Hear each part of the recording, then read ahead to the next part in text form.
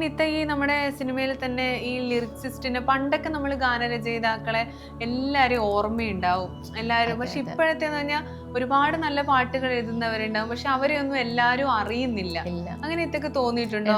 അറിയപ്പെടാതെ പോകുന്ന ഹീറോസ്, അറിയപ്പെടുന്നില്ല അവരധികം. തീർച്ചയായിട്ടും പണ്ടേ മുതലേ എനിക്ക് തോന്നിയിട്ടുള്ള ഒരു കാര്യം, ഞാൻ എഴുത്ത് തുടങ്ങുന്നതിൻ്റെ മുമ്പ്, സിനിമയിലൊക്കെ എഴുതുന്നതിൻ്റെ മുമ്പ് ഇപ്പോൾ ചാനൽസിലാണെങ്കിലും കാണിക്കും, മ്യൂസിക് ഡയറക്ടർ കാണിക്കും, സിംഗറേയും, അല്ലാതെ ആരെഴുതി എന്നുള്ളത് ഒരിക്കലും വരാറില്ല. അന്ന് മുതലേ ഞാൻ ഫൈറ്റ് ചെയ്തുകൊണ്ടിരിക്കുന്ന ഒരു കാര്യമാണ്. എന്തുകൊണ്ട് ലിറിസിസ്റ്റിനെ അവിടെ അടയാളപ്പെടുത്തുന്നില്ല? ലിറിസിസ്റ്റ് ഇല്ലാതെ ഒരു പാട്ട്, ഒരു മ്യൂസിക്കും ഒരു സിംഗറും നിന്നതുകൊണ്ട് നമുക്കൊരു പാട്ട് വരുന്നില്ല.